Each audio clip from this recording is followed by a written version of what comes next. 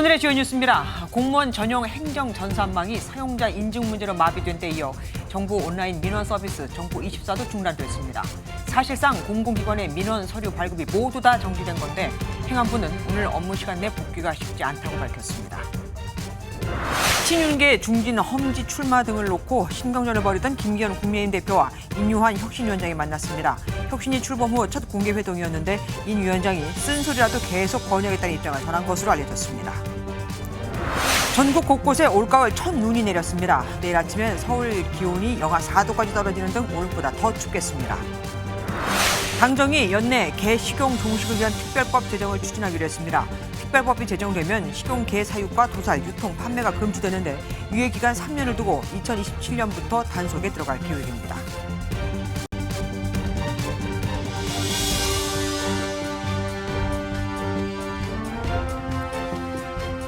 대한민국 행정이 멈춰서 버렸습니다. 정부 행정 전산망이 마비돼 전국 지방자치단체 민원 서비스가 전면 중단된 겁니다. 오전에 읍면동 사무소, 주민센터 등에서 시작돼 오후엔 정부 민원 서비스인 정부24까지 몽땅 다 먹통이 돼버렸죠. 이런 대규모 시스템은 만일에 대비한 백업 시스템이 있어야지만 그런 시스템이 아예 없는 건지 있는데 작동하지 않은 건지도 알 수 없었고 결국 민원 업무 시간 내에 복구도 못했죠. 전산망 관리 주체인 행정안전부는 지자체에 제대로 상황 공유 없이 복구 중이라는 답변만 반복하며 혼란을 더 키웠습니다. 전남주 기자의 보도로 첫 소식 시작하겠습니다. 서울 중구의 한 행정복지센터입니다. 네트워크 장애로 인해 민원 업무가 불가능하다는 안내문이 곳곳에 붙어 있습니다. 행정복지센터 전산망이 마비된 건 오늘 오전 9시쯤입니다. 같은 네트워크망을 쓰는 행정복지센터에서는 지역에 상관없이 동시다발적으로 접속 장애가 발생했습니다. 공무원들이 인증서를 통해 로그인을 해야 하는데 접속을 할 수 없는 겁니다. 행정안전부 국가정보자원관리원은 정확한 원인조차 파악하지 못하고 있습니다. 이게 로그인할 때 하는 그 검증 서버 쪽이 지금 문제가 있는 부분이라서 정확하게 어디다라고 저희가 특정하기는 좀 어려운 부분이 있습니다. 행안부는 주민등록등본 발급 등 급한 민원 서류 업무는 정부 온라인 민원 서비스인 정부24를 이용해달라고 당부했습니다. 하지만 이마저도 오후 1시 55분부터 먹통이 됐습니다.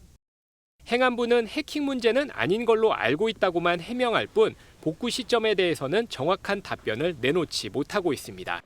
MBN 뉴스 전남주입니다. 전국 곳곳의 구청과 주민센터에서는 민원인들의 고성과 실랑이가 이어졌습니다. 확정 일자를 받을 수도 없고 집 계약도 못하고 하다못해 화장장에 고인을 안차지도 못하게 되면서 감정이 격해진 건데 공무원도 답답하기는 마찬가지였습니다. 이재호 기자가 다녀왔습니다. 민원 업무를 보러 온 주민들이 공무원과 실랑이를 벌입니다. 행정복지센터 안에 고성이 오가고 한 공무원은 다른 직원을 말리기도 합니다. 아니 우리는 지금 갔다가 기다리는데 웃고 앉아있고 아니 민원 제기를 할 수 있는 거지. 행정 전산망 마비로 민원 업무를 보지 못한 주민들이 계약 없이 기다리면서 다툼이 생긴 겁니다. 바쁜 시간을 쪼개 구청이나 시청을 찾은 주민들 역시 불편을 겪긴 마찬가지였습니다. 다른 곳도 마찬가지로 안 되고 있는 상황이라. 언제부터 이게 문제 생겼어요? 많은 민원인이 방문하자마자 발길을 돌리면서 구청 민원실은 평소와 달리 이처럼 텅 빈 한산한 모습을 보였습니다. 급하게 제출해야 할 서류를 발급받지 못한 민원인들은 발만 동동 굴러야 했습니다. 집 근처에 있는 행정복지센터에 서류대로 갔는데 안 된다고 해서 좀 큰 시청이 왔는데 여기서도 안 된다고 해서 좀 급하게 제출해야 되는데 좀 답답하네요. 갑작스런 마비에 복구 시점도 알 수 없어 전국 곳곳의 민원 담당 공무원들 역시 온종일 진땀을 빼야 했습니다. MBN 뉴스 이조입니다.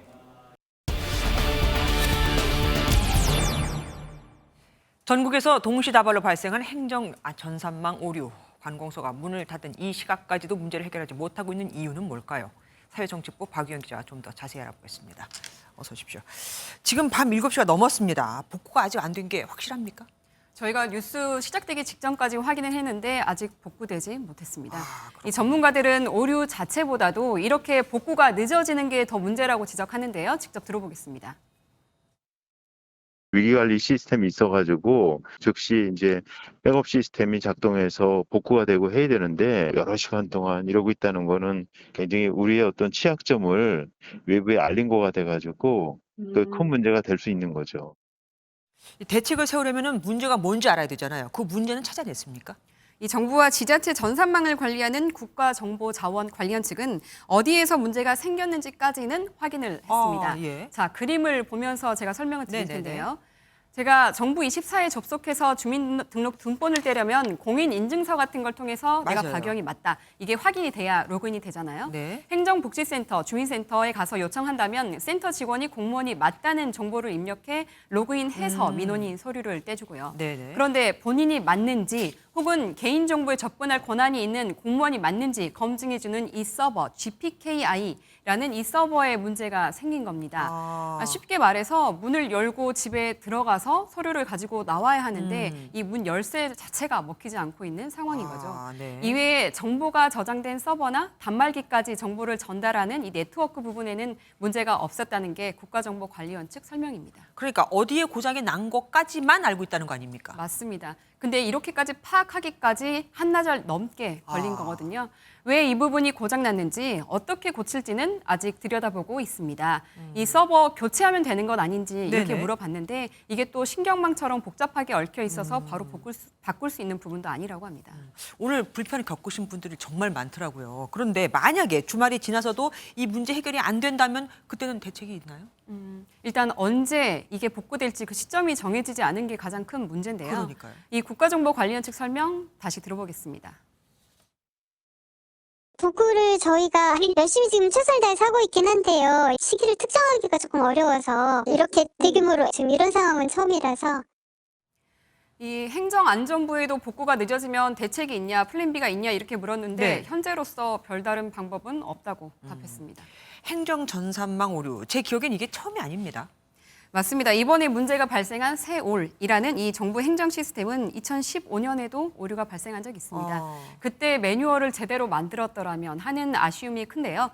전문가들은 이번 기회에 전체적으로 시스템을 점검해야 한다고 지적합니다. 원인을 찾는데 왜 이렇게 오래 걸린 건지 또 복구를 왜 빨리 못했는지 알아야 다음에 오류가 또 발생해도 대처할 수 있다는 얘기입니다. 예.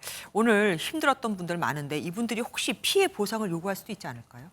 사실 전에는 국지적으로 또 발생하기도 했고 뭐 1시간 이내에 오류가 금방 개선이 됐는데 이번에는 전국에 걸쳐서 또 장시간 이렇게 오류가 이어지고 있잖아요. 맞아요. 물론 정부는 공공민원에 대해서는 납부 기한을 좀 연장해 주겠다고 했고 또 부동산 확정일자 같은 건 수기로 일단 체크해서 순차적으로 처리해 주겠다 이렇게 밝히긴 했거든요. 네. 그런데 앞서 리포트에서도 보시듯이 민원인 중에서는 이 대출이나 부동산 업무에 필요한 서류를 발급받지 못해서 경제적 피해를 입었다는 호소도 속속 이어지고 있습니다. 국가를 상대로 한 피해 보상 요구가 이어질 수 있어서 파장은 당분간 계속될 것으로 보입니다. 네, 여기까지 듣겠습니다. 사회정책부 박유영 기자와 함께했습니다. 고맙습니다.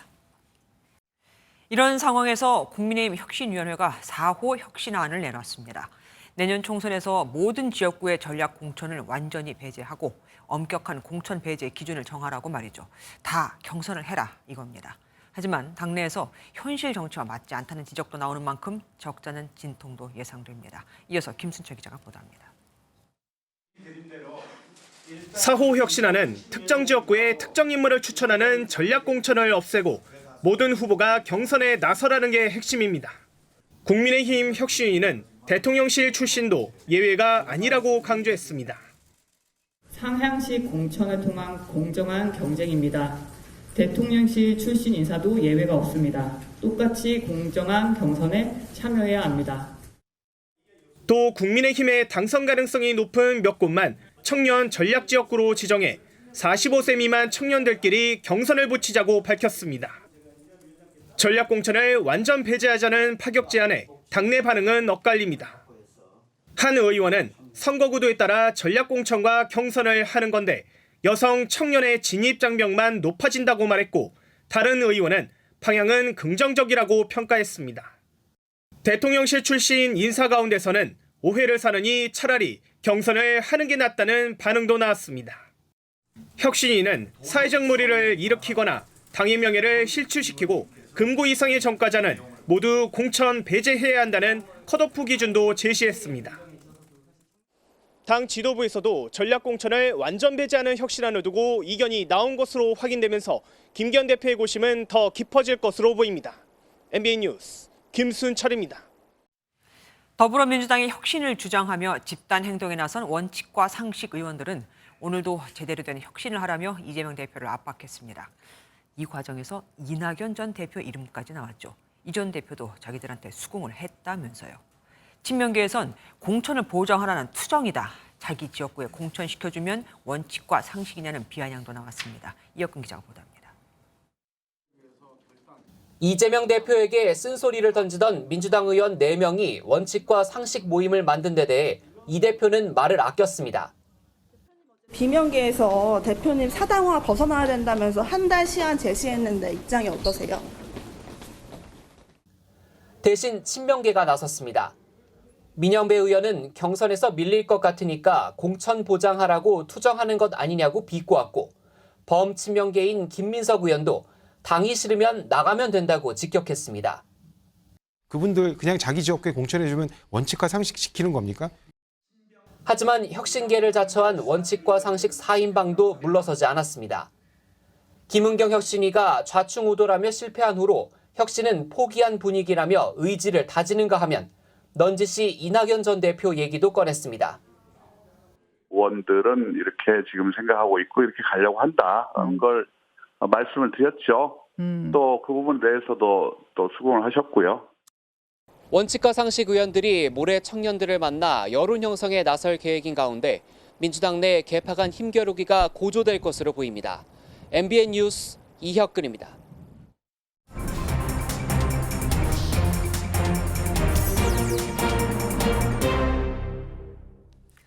본인은 말을 아끼고 있지만 내년 총선 출마설이 끊이지 않는 한동훈 법무부 장관이 대구를 방문했습니다. 여러 정치적인 해석이 나오는데요. 정치톡톡 노태원 기자와 알아보겠습니다. 어서 오십시오. 한 장관, 대구에 왜 간 겁니까? 네, 한동훈 장관 오늘 대구에선 두 곳을 들러 공식 일정을 수행했습니다. 먼저 범죄 피해자 지원기관인 대구 스마일센터를 찾았는데 네. 질문은 역시 총선에 집중됐습니다. 범죄 피해자를 더 잘 보호하는 것, 그리고 인구 위기를 극복하기 위해서 국민들께 더 중요할 수 있다고 생각합니다. 저는 오늘 그 일을 더 잘하려고 온 겁니다. 어쨌든 한 장관이 출마를 해야 한다는 필요성은 여권에서 계속 제기되고 있잖아요. 네, 한 장관은 또 오늘 정치인은 총선이 인생의 전부지만 대구 시민들은 그렇지 않을 것이다 이런 말을 하기도 했는데요. 다만 최근 여권의 출마 요구에 대해선 여지를 남기는 그런 대답을 내놨습니다. 의견은 많을 수 있습니다. 평소 했던 근거 없는 얘기, 이런 단호한 화법이 아니죠. 최근 신당 띄우기에 나선 이준석 전 대표도 대구에서부터 바람을 일으키기 위해 굉장히 공을 들이고 있는데요. 정치권에선 한 장관의 이번 방문이 이를 상쇄하거나 차단하는 효과도 있을 거다, 이런 분석이 나옵니다. 지금 이렇게 사진, 영상을 보니까 사람들이 굉장히 많이 와 있습니다. 대구 시민들의 반응은 어땠습니까? 네, 한 장관 이번이 두 번째 대구 방문이었습니다. 추운 날씨에도 한 장관 이름을 연호하는 시민들의 열기가 굉장히 뜨거웠습니다. 간단히 부탁드립니다.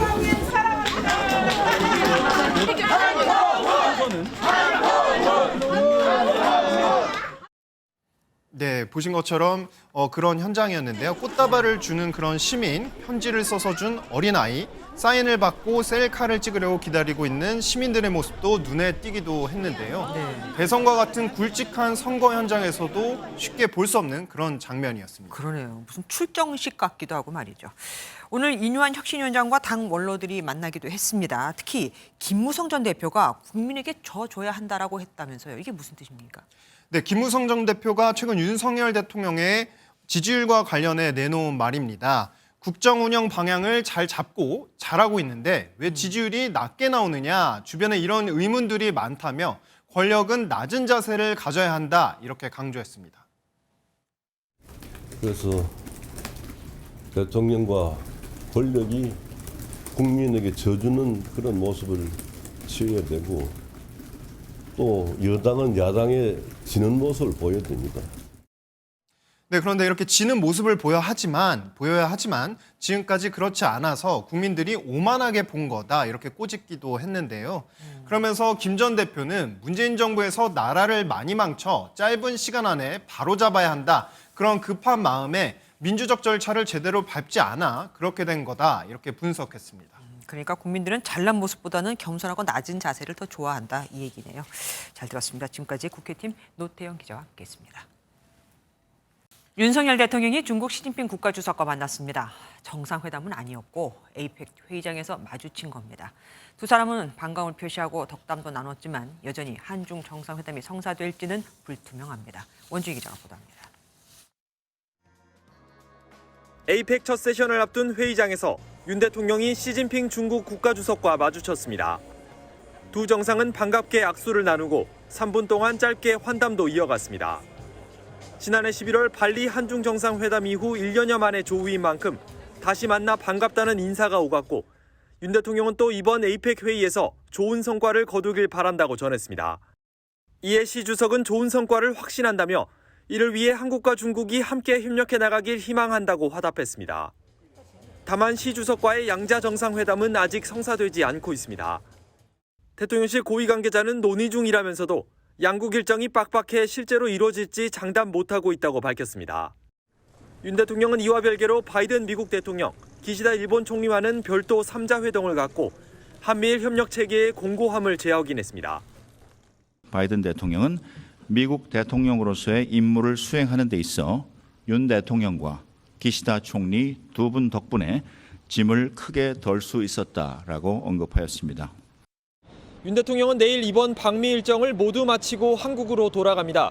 남은 시간이 촉박한 만큼 한중 정상회담 개최는 불투명하다는 전망이 나옵니다. 샌프란시스코에서 MBN 뉴스 원중입니다. 오늘 새벽 경기 고양시의 한 아파트 지하 주차장 기둥이 파손돼 철근이 드러났습니다. 부실 시공 때문으로 추정되는데 바로 위도 주차장. 놀란 주민들은 차를 옮기는 등 소동도 벌어졌죠. 긴급 보강 작업이 이루어졌지만 주민들은 불안감을 떨치지 못하고 있습니다. 정주영 기자가 취재했습니다. 아파트 지하 주차장 천장을 떠받치는 기둥이 부서져 콘크리트가 떨어져 나갔습니다. 철근이 엿가락처럼 휘어 밖으로 삐져나와 있어 위태로워 보입니다. 오늘 새벽 아파트 관리실 직원이 파손된 기둥을 확인해 경찰에 신고했습니다. 인명피해는 없었지만 지하 주차장에 있던 차들은 다른 곳으로 모두 옮기고 출입을 전면 통제했습니다. 혹시라도 붕괴되는 건 아닌지 시민들은 불안감을 감추지 못했습니다. 혹시나 이게 무너지는 건 아닌가 그게 제일 걱정이지. 그러니까 차 주차하는 게 문제가 아니라 그렇게 되면 큰 일이 나는 거 아니에요. 그러니까요. 이 아파트는 지은 지 30년이 됐는데 파손된 기둥은 건물을 직접 떠받치는 기둥은 아닌 것으로 파악됐습니다. 그럼에도 부서진 기둥 주변에 쇠파이프 12개를 세워 보강했습니다.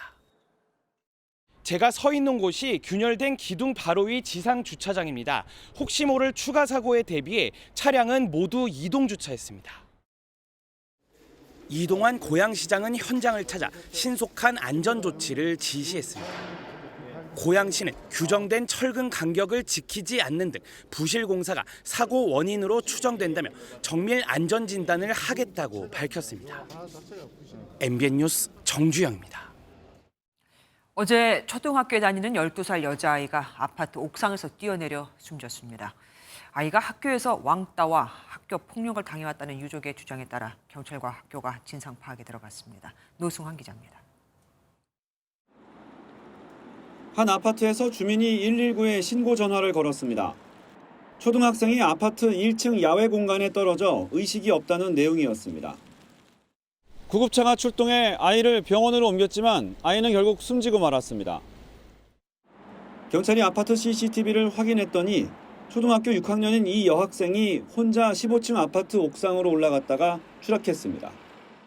나는 4층 사는데 소리만 들어서 여기 오니까.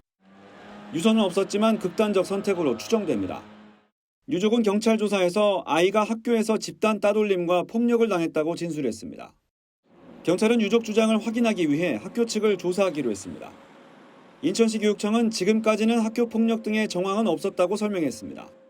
교육청 관계자는 학교 폭력 신고나 상담 이력이 없고 사건 전날에도 정상적으로 수업을 받았다며 경찰 조사에 성실히 협조하겠다고 밝혔습니다. MBN 뉴스 노승환입니다.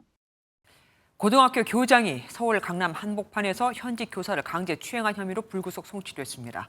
수능인 어제 회식한 뒤 귀갓길에 일어난 일입니다. 강소영 기자가 취재했습니다. 서초구의 한 대로변. 긴 코트를 입은 남성과 한 여성이 걸어갑니다. 흰색 차량이 들어서자 여성은 차에 타고 코트를 입은 남성과 또 다른 남성은 이야기를 합니다. 조금 뒤 성추행 신고를 받고 출동한 경찰 앞에서 비틀거리던 코트 차림의 남성은 연행됩니다. MBN 취재를 종합하면 이 남성은 고등학교 현직 교장으로 이른바 수능 뒤풀이 회식 뒤 같은 학교 여교사에게 스킨십을 하며 강제 추행한 것으로 전해졌습니다. 오늘 재량 수업이에요. 저녁 먹은 걸로는 알고 있는데. 해당 교장은 경찰 조사에서 술을 먹고 그랬다며 일부 혐의를 인정했고 경찰은 강제추행 혐의로 불구속 송치했습니다. 서울시 교육청은 경찰 조사와 별개로 사실관계를 확인한 뒤 해당 교장을 상대로 교원 징계위원회를 소집할 예정입니다. MBN 뉴스 강서영입니다. 많은 눈은 아니었지만 오늘 서울에 첫 눈이 왔죠. 지난해보다 12일 빠른 겁니다. 제주에는 폭설이 쏟아졌고 강풍 경보까지 발령이 됐죠. 기상청은 주말까지 이 추이가 이어진다고 예보했습니다. 신용수 기자입니다. 제주 한라산 어리목 탐방 안내소입니다. 거센 눈발로 눈이 바닥에 수북이 쌓였습니다. 오늘 제주도 전역에는 대설경보와 강풍경보가 내렸습니다. 한라산에는 20cm 넘는 눈이 쌓였고 제주에 초속 26m가 넘는 바람이 불면서 항공편 4편이 결항됐습니다. 서울에도 올해 첫눈이 내렸습니다. 첫눈은 지난해보다 12일, 평년보다는 3일 빨랐습니다. 인천과 수원, 백령도, 홍성에서도 오늘 첫눈을 볼 수 있었습니다. 기상청은 첫눈과 함께 찾아온 한파가 이어질 것으로 전망했습니다. 첫눈이 내린 뒤 북쪽에서 찬 공기가 내려오며 18일 오전까지 영하권의 추위가 유지되겠는데요. 18일 아침 전국 대부분 지역의 기온이 영하권에 들며 다만 주말이 지나면 추위는 차츰 누그러질 전망입니다. MBN 뉴스 신용수입니다. 경기도 파주엔 용주골이라 불리는 수도권에 남은 거의 유일한 성매매 집결지가 있습니다. 파주시는 20년 전 이곳에 마을과 구분도 할 겸 보이지도 않게 할 겸 가림막을 세웠는데 너무 오래됐죠. 안전 문제로 이걸 철거하겠다고 발표했습니다. 그런데 마을에서도 집결지 내에서도 반발이 심합니다. 장덕진 기자가 알아봤습니다. 경기도 파주시 연풍리 일대입니다. 작은 하천을 사이에 두고 성매매 집결지와 민가가 마주보고 있습니다. 집결지 외곽에는 가림판이 있는데 파주시가 철거 방침을 세우자 주민들과 성매매 종사자 모두 반대하고 나섰습니다. 성매매 집결지와 인근 마을을 가리는 가림막입니다. 주민들은 가림막이 철거되면 집결지가 바로 보인다며 철거에 반대하는 입장입니다. 그게 없어지면 사람들이 다 보여요. 너무 많이 보여요. 여태 막아왔는데 교육상 안 좋죠. 주민들은 파주시가 가림막 철거를 추진하면서 사전에 설명하는 과정도 없었다며 분통을 터뜨렸습니다. 성매매 종사자들도 1인 미디어 등을 통해 외부에 쉽게 노출될 수 있다며 철거를 반대합니다. 펜스를 철거하고 저희가 지금보다 더한 인권 침해를 겪게 된다면 저희가 어떻게 해야 합니까? 계속 가게 안에서 숨죽이면서 더 참기만 해야 합니까? 종사자들은 가림판 철거에는 집결지를 외부에 노출시켜 결국 폐쇄하려는 파주시의 계획이 숨어 있다고 비판했습니다. 하지만 파주시는 가림판이 오래돼 안전 문제가 발생할 수 있어 환경 개선 차원에서 철거가 필요하다고 밝혔습니다. 설계 중이에요. 사전 준비하고 있어요. 환경 개선이죠 뭐. 하천 환경 개선. 너무 노후되어 있는 상황이에요. 하지만 가림판 제거 후 신설 계획은 없습니다. 이 때문에 대안도 없이 주민들이 반대하는 정책을 강행하는 것이 올바른 행정이냐는 지적이 나옵니다. MBN 뉴스 장덕진입니다. 정부가 물가 관리에 나서면서 가격은 같은데 양을 줄이거나 아니면 질을 떨어뜨리는 업체가 늘고 있습니다. 중량이나 제품 설명을 꼼꼼히 보지 않으면 소비자들은 알 길이 없죠.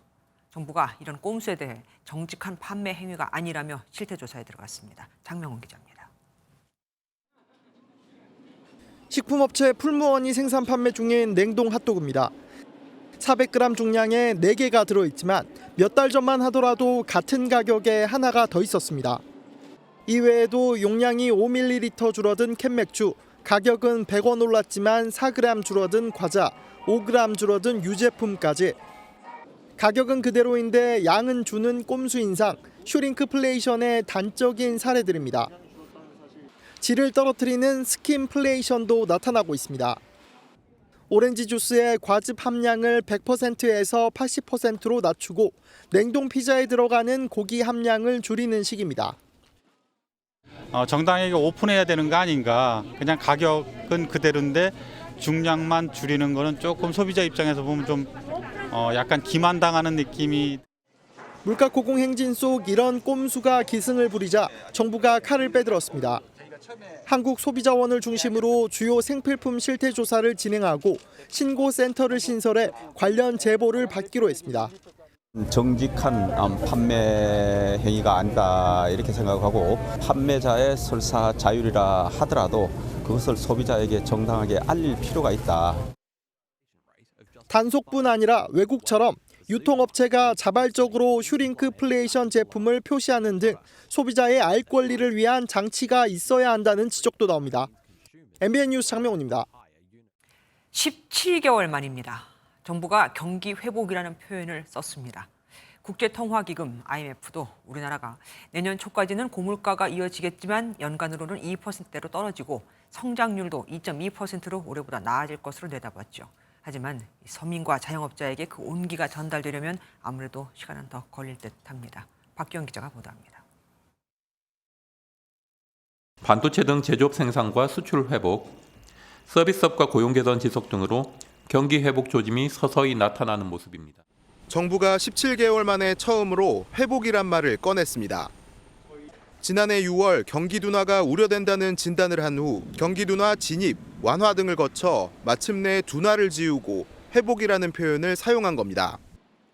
반도체의 생산과 수출이 회복세로 돌아선 점이 크게 작용했습니다.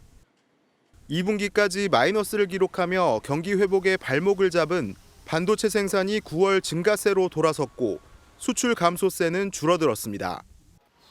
국제통화기금 IMF는 내년 우리 경제가 완만한 회복을 거쳐 2%대 성장률을 보일 것으로 전망했습니다. 하지만 이런 회복세를 서민과 자영업자가 체감하기에는 시간이 더 걸릴 전망입니다.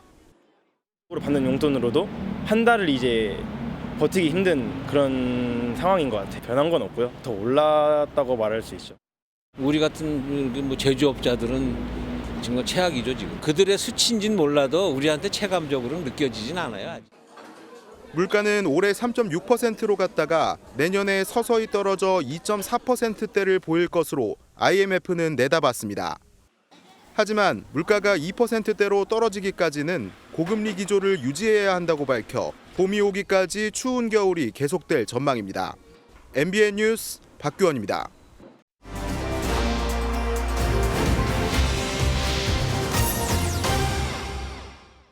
한국의 올해 2분기 합계 출산율은 0.7명으로 저출생 고령화 문제가 굉장히 심각하죠. 북한도 마찬가지라는 걸 아십니까? 특히 요즘 MZ 세대들은 결혼을 꺼린다고 하는데 다 이유가 있겠죠. 통일부 출입하는 김태희 기자에게 자세히 들어보겠습니다. 어서 오십시오. 북한의 저출생 조금 생소합니다. 그래서일까요? 얼마 전에 북한 관영 매체에서 새 쌍둥이 출산 소식도 나왔더라고요. 네, 맞습니다. 이 사진을 보시면요. 의료진이 꽃다발을 들고 있고 담요에 쌓인 아기 3명이 퇴원을 하는 그런 모습입니다. 1994년 이후 540번째로 출생한 새 쌍둥이라고 하는데요. 이 북한 노동신문에서 이렇게 보도한 건 그만큼 저출산이 사회적 문제로 부각되고 있기 때문입니다. 그래도 북한 주민들 북한 출산율이 우리보다 낫지 않습니까? 네, 맞습니다. 이 북한의 올해 합계 출산율은 1.79명입니다. 이 합계 출산율은 가임기 여성 1명이 평생 낳을 것으로 예상하는 평균 출생아 수인데요. 한국이 0.7명대인 것에 비하면 2배 더 많은 수치라고 볼 수 있지만요. 하지만 현 인구가 유지되려면 2.1명 정도가 필요한데 이보다 낮아 인구가 갈수록 줄 수밖에 없습니다. 북한은 2002년 고령화 사회에 이미 진입했고 2028년 고령 사회, 2039년 초고령 사회에 진입할 것으로 예상됩니다. 다 우리보다는 뭐 몇 년씩 늦지만 어쨌든 좋지 않은 방향으로 가고 있는 건 맞습니다. 이렇게 출생률이 낮은 이유가 뭘까요? 일단 이 생계곤란과 또 낮은 여성 인권 탓이 큽니다. 이 먹고 살기가 팍팍하다 보니 아이를 낳겠다는 생각이 들지 않는 거죠. 특히 90년대 고난의 행군 당시 출생률이 급감했습니다. 또 다른 이유는 여성의 경제활동이 늘어난 것에 비해서 육아를 뒷받침하는 사회적 지원이 없는 것도 한몫합니다. 북한에서 남성들은 당의 공식 활동을 하고 한국보다 육아 참여율이 더 낮습니다. 여성이 생계를 책임지며 육아를 담당해야 해서 여성의 입장에선 아이를 낳는 걸 꺼리게 되는 거죠. 그렇겠네요. 북한 MZ세대들은 이 아이가 문제가 아니라 아예 결혼을 기피하는 현상도 있다고 하던데요. 네, 북한도 한국 사회 마찬가지로 평균 결혼 연령이 더 늦어지고 있습니다. 특히 북한은 군대가 10년이라 남성의 경우 복역 후 결혼을 하려고 하면 30살이 넘고요. 또 여성의 경우도 20대 후반 정도입니다. 네. 한국처럼 주택 문제로 결혼을 망설이기도 하는데요. 게다가 북한에서 이혼은 재판 이혼만 가능하고 그마저도 어려워서 결혼보다는 최근 동거가 늘었다는 관측도 있습니다. 북한에서도 그럼 저출생, 이 고령화 문제를 해결하기 위해서 뭐 노력을 하겠네요. 네, 어제가 북한이 제정한 어머니 날이었습니다. 이 출산을 장려하기 위해서 이처럼 어머니 역할을 강조하고 특히 다자녀를 출산한 여성에게 모성 영웅의 칭호를 부여하기도 합니다. 땅에는 가정의 행복보다도 사랑하는 조국을 위해서 자신의 한몸 깡그리 바쳐가는 애국자 어머니들이 수없이 많습니다. 예, 출산율 높이기 위해서 어머니의 날까지 제정을 하고 말이죠. 이건 어쨌든 분위기를 띄우는 거고 정책으로는 어떤 게 있습니까? 네, 북한은 올해 1월에 살림집법, 우리로 치면 주택법을 새로 개정했습니다. 네. 우리도 공공분양주택의 경우 다자녀 특별 청약이 있듯이 북한도 다자녀 출생 가정 위주로 집을 받을 수 있도록 한 거죠. 지난해 2월엔 어린이들에게 유제품을 비롯한 영양식품을 무상으로 공급하는 내용의 육아법을 제정하기도 했습니다. 다만 전문가들은 이런 정책들이 북한의 출생률을 끌어올릴 수 있을지엔 회의적입니다. 경제가 여전히 침체돼 있고 여성들의 사회적 경제 생계 책임 비중이 굉장히 높고 가부장적인 국가나 사회 구조가 개선되지 않는 한 그러니까 결혼하면 남편은 당에 가서 일하고 여성이 육아와 생계를 다 책임져야 한다면 그 어떤 정책도 뭐 약발이 되지 않을 것 같긴 합니다. 네, 지금까지 정치부 김태희 기자와 함께했습니다. 고맙습니다. 하마스의 본거지라며 병원을 급습한 이스라엘이 가자지구 북부를 사실상 완전히 장악했다며 이번엔 남쪽을 공략하겠다고 예고했습니다. 하마스 잔당을 소탕하겠다는 겁니다. 남부 시민들에게 대비하라고 했는데 북쪽에서 남쪽으로 간 시민들 이제는 어디로 가라는 걸까요? 설상가상으로 통신망이 마비되면서 유엔마저 구호를 중단하겠다고 밝혔습니다. 서영수 기자입니다. 이스라엘군이 가자지구 알시파 병원 마당에서 하마스가 사용한 지하터널 입구를 발견했다며 영상을 공개했습니다. 병원 인근에서는 하마스에 끌려갔던 60대 여성 인질의 시신도 수습했다고 밝혔습니다. שסרקה במרחב סמוך לבית החולים שיפה, איתרה את הגופה באחד מהבתים במהלך הסריקות כאשר ליד הגופה 병원 공격에 대한 국제사회의 비난이 빗발치자 하마스와 연루된 증거를 공개하며 군사작전의 정당성을 확보하려는 것으로 풀이됩니다. 가자시티 서쪽을 장악해 가자 북부를 사실상 손에 넣은 이스라엘은 이제 남부까지 공격할 뜻을 내비쳤습니다. ביממה האחרונה השלמנו את הכיבוש והטיהור של כל החלק המערבי של העיר עזה. השלב הבא החל. התחלנו בשלב הבא. 북부를 떠나온 남부 민간인들에게는 안전한 곳으로 대피하라는 전단을 살포했습니다. المواطنين من غزة قالوا تفضلوا على الجنوب. تفضلنا على الجنوب. هلقيت طلب يقول تعالوا الجنوب ارحلوا. وين نروح؟ 설상가상으로 가자지구는 연료 부족으로 통신망마저 마비됐습니다. 유엔도 통신 마비를 이유로 라파 통행로를 통한 국경 간 구호 활동을 중단한다고 밝혔습니다. MBN 뉴스 서영수입니다. 고기처럼 만든 인공고기, 대체육 시장이 해마다 성장하고 있죠. 그런데 미식의 나라로 불리며 특히 육류 요리에 자부심을 느끼는 이탈리아가 여기에 제동을 걸었습니다. 대체육 제조와 판매를 금지하는 법안을 통과시킨 겁니다. 동물보호단체들과 환경단체들이 반발하고 있습니다. 송지영 기자입니다. 불판 위에서 지글지글 소리와 함께 고기가 구워집니다. 맛깔스러운 닭고기처럼 보이지만 실제로는 맛만 비슷한 인조고기, 대체육입니다. 전 세계적으로 대체육 개발과 소비는 증가 추세입니다. I see cultivated meat existing in the future. You can find it next to traditional meat in your supermarkets or in the grocery store. 다만 이런 흐름의 걸림돌은 정부 규제입니다. 이탈리아 하원에서는 대체육 제조와 판매 금지 법안을 통과시켰습니다. 찬성 159표, 반대 53표, 기권 34표로 가결되면서 이제 대통령 최종 서명만 남았습니다. 최종 통과되면 동물 세포나 조직에서 추출해 배양한 식품과 사료 생산은 전면 금지됩니다. 위반 시 최대 6만 유로, 약 8,440만 원의 벌금이 부과되고 공장 폐쇄 위험성도 있습니다. 조치 배경에는 대체육의 품질이 보장되기 쉽지 않고 음식문화 보존 또한 어렵다는 인식이 깔렸습니다.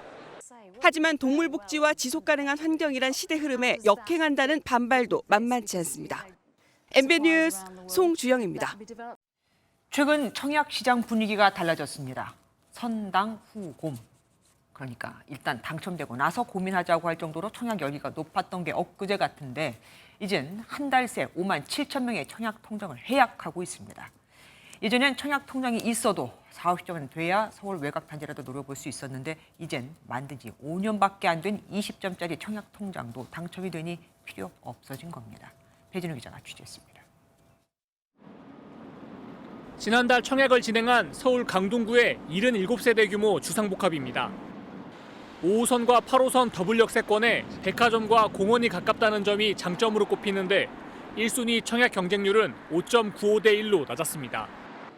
전용 43제곱미터가 9억 원으로 인근 분양가보다 2억 원이 비싸다 보니 좋은 입지에도 신청자가 적었던 겁니다. 날로 높아지는 분양가에 서울 아파트 청약 경쟁률은 눈에 띄게 낮아졌습니다. 서울 아파트 1순위 청약 경쟁률은 지난 6월 122대 1까지 치솟았다가 지난달엔 25대 1로 떨어졌습니다. 두세 달 전만 해도 서울 주요 지역 아파트에 당첨되려면 가점이 60점은 넘어야 했는데 최근엔 20점대 당첨자도 나오고 있습니다. 청약통장은 84점이 만점으로 20점이면 무주택 기간과 청약통장 가입 기간이 5년인 1인 가구도 가능한 점수입니다. 청약 열기가 식으면서 한 달 사이 청약통장 가입자 수는 5만 7천 명 줄었습니다. 청약을 넣고는 있는데 이게 실질적으로 제가 당첨될 확률도 애초에 낮기도 하고 분양 자체가 조금 안 좋잖아요. 그래서 이것도 계속 해도 되는 건지 다른 쪽으로 알아봐야 되는 건지.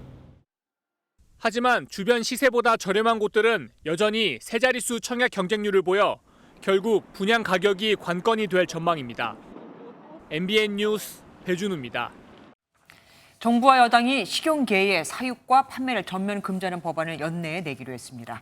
3년의 유예 기간을 거쳐 2027년부터는 단속이 시작되는 건데 1,000만 국민의 먹을거리를 강탈하고 사육 농민 100만 명을 죽이는 거라며 관련 단체들의 반발도 만만치 않습니다. 안병수 기자입니다.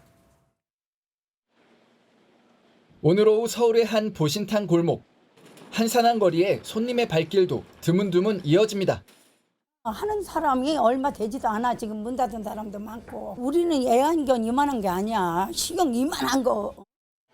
지난해 기준 전국의 개고기 판매점은 1,666곳, 식용 개농장은 1,156개, 도축된 개는 38만 8천 마리에 달합니다. 당정은 식용개 사육과 도살 판매를 전면 금지하는 특별법을 연내에 제정하기로 했습니다. 유예 기간은 3년, 2027년부터는 단속이 시작됩니다. 개 식용에 대한 국민 인식 변화가 뚜렷해졌다는 게 정부와 여당의 판단입니다. 반려동물 양육 가구 증가, 높아진 국민의식 및 우리나라의 국제적 위상을 고려할 때 이제는 우리 사회가 개 식용을 종식해야 할 개 식용 금지법은 김건희 여사가 관심을 보이며 김건희법이라고도 불렸는데 더불어민주당 역시 특별법을 당론으로 정했습니다. 여야 모두 입법에 공감하는 만큼 국회 처리에 속도가 붙을 전망입니다. 하지만 관련 업계는 생업 자체가 사라질 위기라며 강력히 반발하고 있습니다. 1천만 국민의 먹을 권리를 강탈하고 축산계 사육 농민의 그리고 종사자 100만 명의 생존권을 짓밟아 죽이는 만행을 정부는 상인들의 폐업과 전업을 지원하기 위해 신속한 대책 마련에 나서겠다고 밝혔습니다. MBN 뉴스 안병수입니다. 아이폰이 아닌 삼성폰을 쓰는 이유 중 하나로 녹음 기능이 있기 때문이라는 분들 많죠. 애플사의 아이폰에서도 최근 AI를 통한 통화 녹음과 텍스트 변환이 가능해져 선풍적인 인기를 끌고 있습니다. AI로 안 되는 게 없어진 시대가 된 건데, 그런데 여기에 활용되는 녹음되고 기록되는 우리 개인정보는 과연 안전할까요? 심가은 기자가 알아봤습니다. AI 앱이 통화 내용을 자동으로 녹음해 텍스트로 변환하고 내용 분석과 요약본까지 제공해줍니다. 오늘 회의 때문에 연락드렸어요. 아, 그렇죠. 시간 정해야 되죠.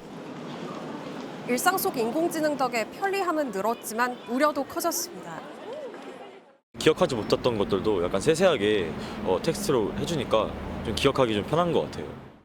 어떻게 따로 그 내용 같은 개인적인 내용을 저장을 하고 있는지를 잘 모르겠지만 인간이 예측할 수 있는 수준을 넘어서면은 만약에 그런 사생활 침해 문제도 내가 제공한 개인정보 어떻게 처리되는지 살펴봤습니다.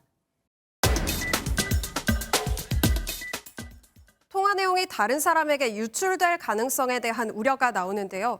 통신사는 아이폰 통화 녹음 앱은 관련 정보가 통신사의 서버가 아닌 각자의 단말기, 즉 휴대전화 안에 폴더에 저장된다고 설명합니다.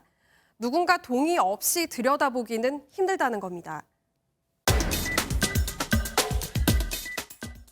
통화 내용 등 개인정보 수집은 기술적으로는 가능합니다.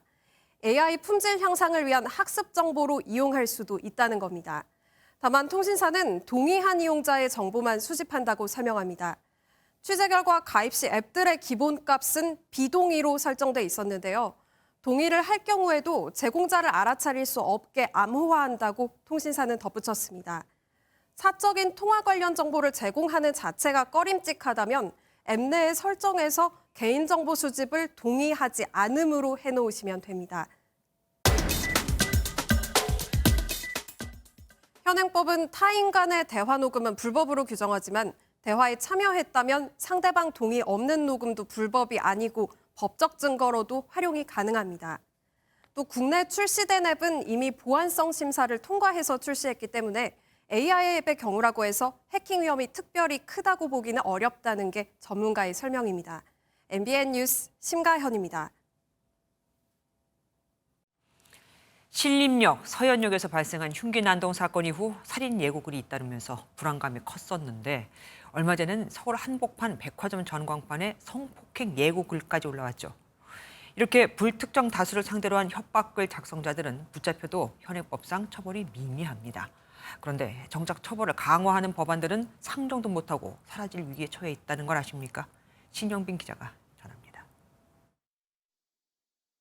지난 7월 한 남성이 온라인 커뮤니티에 흉기 사진과 함께 신림역에서 한국 여성 20명을 해치겠다는 글을 썼다가 구속됐습니다. 실제로 살인 의도 있으셨습니까? 여성만 겨냥한 이유 따로 있습니까? 비슷한 시기 신림역에서 사람을 죽이겠다는 글을 올린 또 다른 남성도 구속 기소됐지만 최근 집행유예를 선고받았습니다. 다른 선진국과 달리 우리나라는 현행법상 불특정 다수에 대한 협박 행위를 처벌하는 규정이 없기 때문입니다. 최근에도 e스포츠 관련 행사에서 특정 구단 팬을 해치겠다는 글이 올라오는가 하면 백화점 전광판에 여성을 성폭행하겠다는 글이 게시되기도 했지만 작성자를 검거해도 솜방망이 처벌이 예상되는 이유입니다.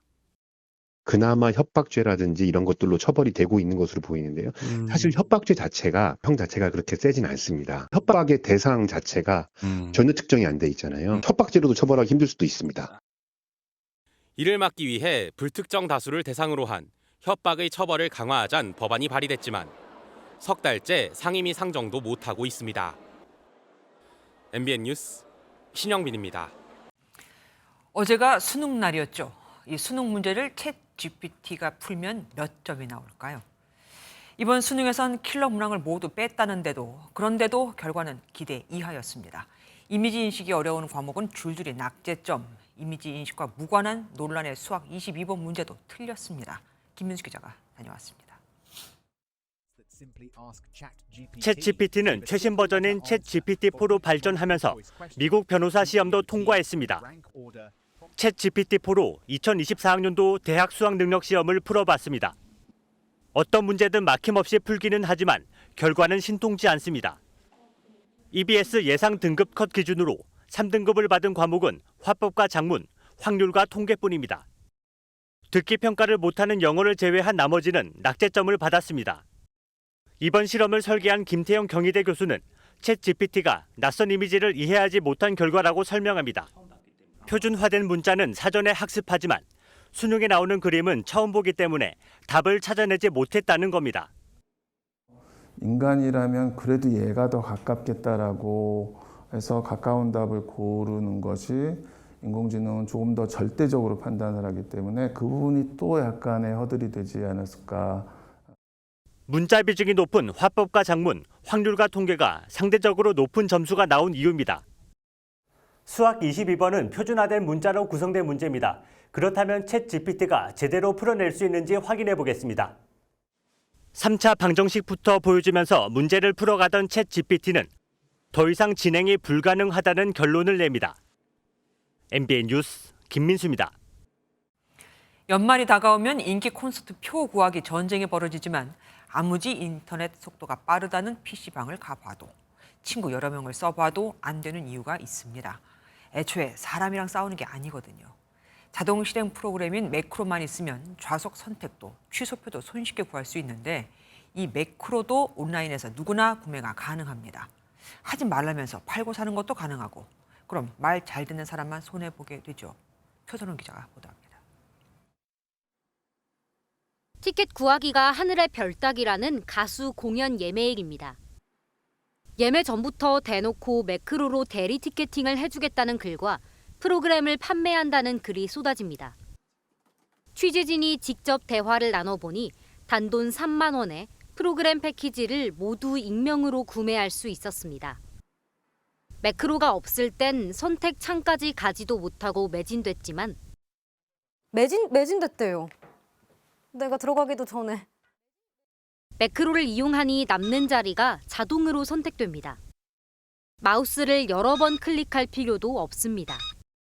0.1초가 중요한 상황에서 매크로 없이는 티켓팅은 꿈도 못 꾸는 겁니다. 인간의 힘으로 티켓을 잡는 것 자체가 굉장히 어려운 일이고 매크로를 통하지 않으면 불가능한 수준으로 티켓팅이 어려워요. 티켓팅이 끝나면 본격적인 돈벌이가 시작됩니다. 티켓이 매진된 지 1시간이 채 되지 않았는데 벌써 인터넷에는 안표상들의 글이 실시간으로 올라오고 있습니다. 취소표도 매크로로 구해주겠다는 글은 솔깃할 수밖에 없습니다. 매크로를 이용한 부정 판매를 금지하는 공연법 개정이 내년 3월 시행을 앞두곤 있지만 매크로 거래는 주로 익명으로 이루어지는 데다 챗GPT까지 활용해 만들 수도 있습니다. 변화하는 매크로 앞에서 속수무책인 겁니다. 1초에 3번 정도의 이제 클릭을 매크로에 대한 어떤 추가적인 정보를 기존에 학습된 저희 패턴에 추가 반영함으로써 또 불법이지만 공연을 보고 싶은 욕심에 티켓 구매자가 침묵하면 어려운 만큼 내년 3월 개정안이 시행돼도 근절은 여전히 유언해 보입니다. MBN 뉴스 표선우입니다. 미국 최대 전자상거래 업체 아마존에서 내년부터 자동차를 파는데 현대자동차가 그 첫 대상입니다. 요즘 국내에서도 수입차를 중심으로 온라인 판매가 확대되고 있죠. 우리 시장에도 파장이 있을 것으로 보입니다. 한범수 기자입니다. 주차장에 사람 키를 뛰어넘는 큼지막한 택배 상자가 놓여 있습니다. 일반적이지 않아 보이는 배달물 정체는 고객이 인터넷으로 주문한 자동차입니다. 세계 최대 전자상거래 업체인 아마존이 내년부터 미국에서 온라인으로 자동차를 판매하겠다고 발표했습니다. You can choose your preferred model, color, and features, and check out entirely online. 북미 시장에서 점유율 확대를 노려온 현대자동차 그룹이 아마존과 가장 먼저 손을 잡았습니다. 현대차는 2025년 출시하는 차량부터 아마존이 만든 인공지능 비서 알렉사를 탑재하기로 하는 등 협력 수준을 높였습니다. This is a transformational journey we are on together, and we look forward to a very productive long-term relationship with Amazon. 국내에서도 온라인 자동차 판매는 수입차 업체를 중심으로 확대되고 있습니다. 이미 일부 수입차 업체는 구매 계약을 온라인으로만 진행하고 있고 현대차와 기아는 인증 중고차를 비대면 방식으로 판매 중입니다. 하지만 현대차 그룹은 신차 판매 방식을 노사가 협상해야 한다는 단체 협약 조항이 있어 온라인 판매가 확산하는 데는 한계가 있습니다. MBN 뉴스 한범수입니다. 요즘 미디어 아트가 압도적이고도 새로운 경험을 할 수 있는 실험 예술로 떠오르고 있습니다. AI가 창조한 자연을 보거나 거장에 만들어내는 빛이 사방에 물드는 경험도 할 수 있죠. 진화하는 아트의 세계, 김문영 기자가 소개해드리겠습니다. 소리의 주파수가 변하자 색깔이 변합니다.